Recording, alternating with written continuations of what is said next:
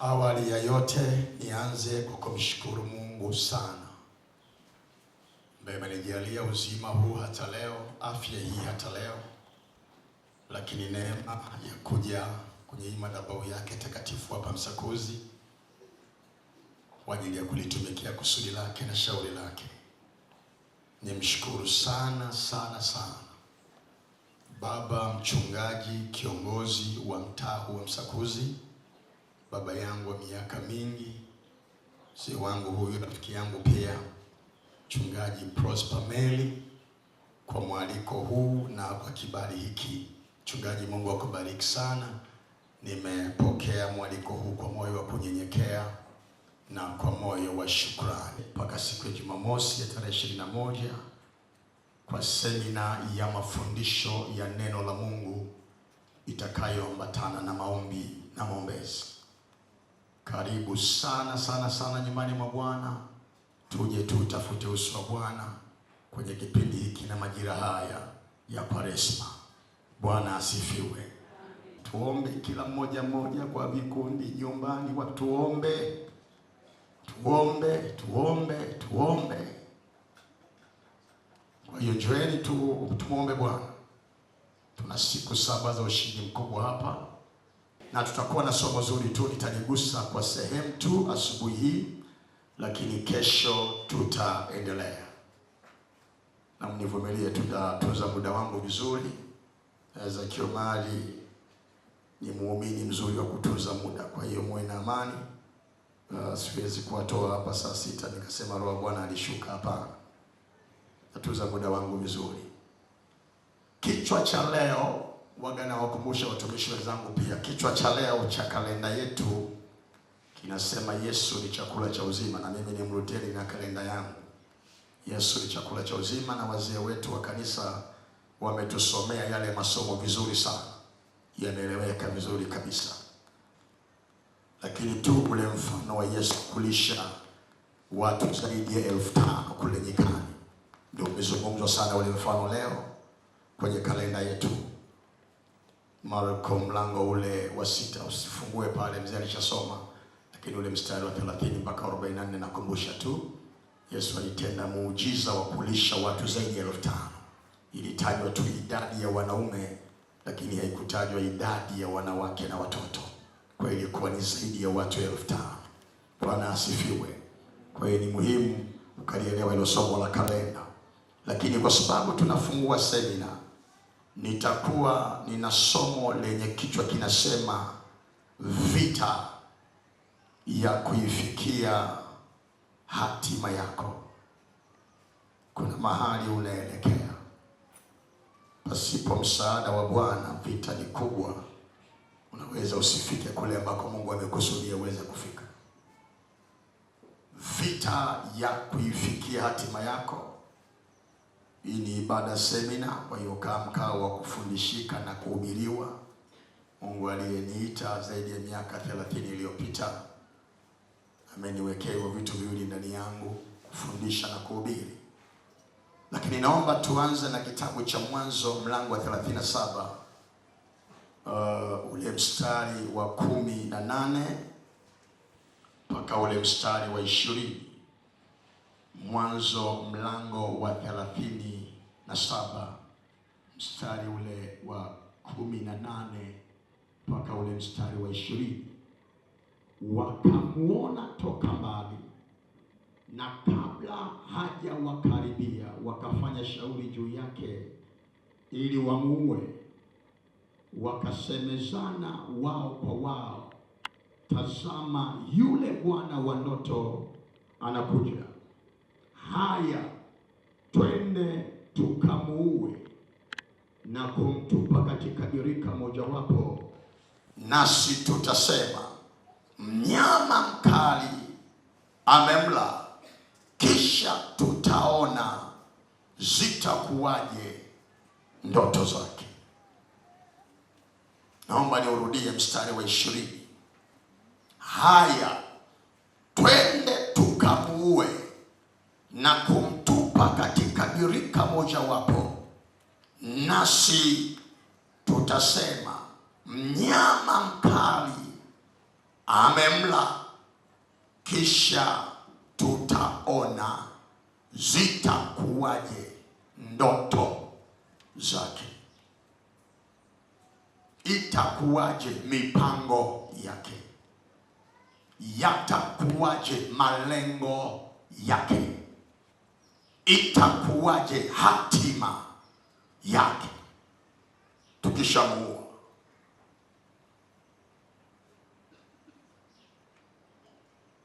Nianze kwa kusema popote ambapo kuna cha Mungu kinaonekana kinastawi, kinaonekana kinafanikiwa, sije ukasahau adui huwa anainuka kukishambulia. Popote ambapo kuna cha Mungu, tunaishi duniani, hatuishi paradiso, hatuishi mbinguni, tuko duniani. Popote ambapo kuna cha Mungu, kuna mbegu ya Mungu, kuna mwanzo wa Mungu.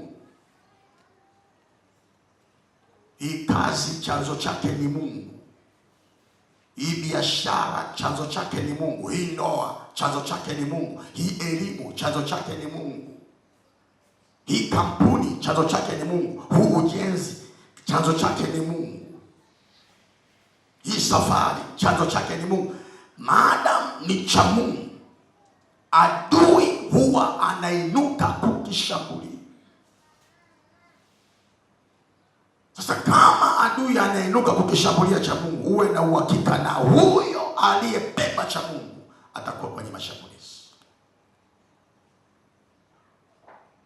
Mashambulizi yatakayoinuka kushambulia cha Mungu yatamwathiri pia yule ambaye amebeba hicho cha Mungu,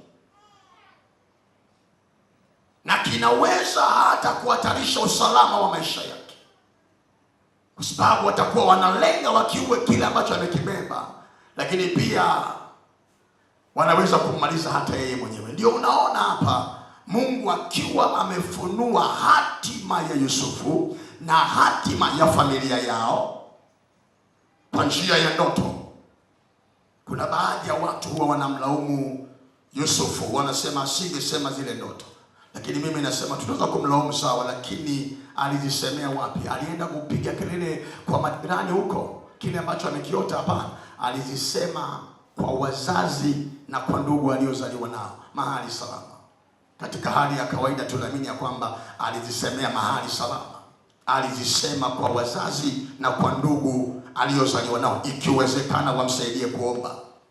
Na ilikuwa ni familia inayomjua Mungu. Tayari hapo Yakobo anatembea na agano la Mungu. Lakini kwa sababu ni cha Mungu, badala ya kupokelewa vizuri na familia na wakiombea na kumwombea ndugu yao, lakini utaona kuna wazo ambalo adui, narudia tena, adui aliliingiza ndani ya mioyo ya ndugu wa Yusufu. Wazo la kwanza, kumchukia. Lakini angalia, ile chuki ilikuwa imebebwa na roho ya mauti nyuma yake. Kuna mtu anaweza kukuchukia tu, lakini asiishie kukuchukia tu, akawaza pia hata ufe. Huyu mama afe tu, huyu baba afe tu, huyu binti aondoke tu, huyu kijana aondoke. Yaani chuki iliyopitiliza. Ukishaona kuna chuki ya kuua, nyuma yake kuna shetani. Sawa sawa na Yohana 10:10. Mwivi haji ila aibe, achinje, maana yake kuua na kuharibu. Kisha ni chuki ya kuua, chuki ya kuua, wanataka kuua. Elewa, nyuma ya hiyo mauti yuko ibilisi, yuko shetani. Ndio maana Yesu anasema, lakini yeye alikuja ili tuwe na uzima, kisha tuwe na tele. Kwa neno lake, wazo la kwanza, walimchukia kiasi cha kutaka kumuua. Sababu ni kwa sababu ya hatima aliyoibeba, ndoto alizo nazo, maono aliyobebeshwa na Mungu, mipango aliyobebeshwa na Mungu. Tukimeinuka iliyopitiliza, wanawaza kumuua.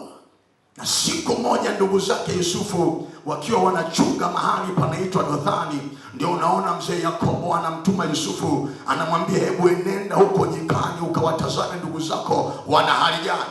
Na alienda mahali ambako wamezoea kuchungia, kuwakuta pale mahali. Akawa anaanza kuwatafuta ndugu zangu wako wapi? Lakini kule porini alikutana na mtu na akamuuliza, hujawaona ndugu zangu huko? Maana umezoea kuchunga hapa, siwaoni leo. Baba amenituma niwatafute. Yule ndugu akamwambia, leo wanachungia Dothani, nenda Dothani. Yusufu akiwa anaenda Dothani, anawaona ndugu zake kwa mbali. Ndio tumeanza kusoma pale, na wao ndugu zake wakamuona Yusufu kwa mbali. Vikao vikaanza na mashauriano yake yakaanza. Kesho utanielewa vizuri zaidi. Mchungaji wakati ananiambia somo gani utakuja nalo, nikamtumia somo, nikampa na mistari ambayo nimemtumia mchungaji, nitaifungua kesho, ile Zaburi 62 mstari wa kwanza mpaka mstari wa 4. Nitaifungua kesho. Utaona mashauri ya kumwangusha mtu kwenye cheo chake, vikao vya kummaliza mtu. Hapa nimeenda moja kwa moja kwenye mfano mmoja wapo wa hilo somo. Wanaanza kushauriana. Biblia inasema wakasemezana wao kwa wao, tazama yule bwana ndoto anakuja. Shida yao ni ndoto. Shida yao ni kile ambacho wamekibeba. Shida yao ni kile ambacho unacho. Shida yao ni hiyo nafasi. Shida yao ni hiyo kazi. Shida yao ni hiyo biashara. Shida yao ni hiyo ndoa. Shida yao ni hiyo elimu. Shida yao ni hilo tabasamu lilo nalo. Niliongea mahali niongea hapa. Kuna wengine wao wanakasirika tu wakiona wenzao wanafurahi, wanachanua, wanastawi. Yaani dunia tunayoishi ni dunia ya ajabu sana. Nitakusimulia vitu vya ajabu sana wiki hii. Mungu alinitoa kwenye Uislamu zaidi ya miaka 30 iliyopita. Ikifika tarehe 4 mwezi wa 4 mwaka huu, ninasogea tena madhabahuni pa Bwana.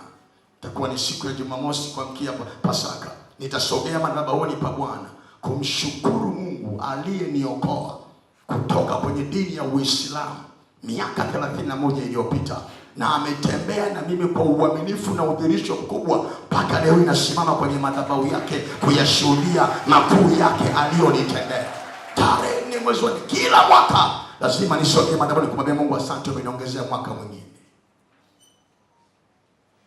Kuna vitu vingi nimekutana navyo nje ya kanisa na ndani ya kanisa. Vitakusaidia.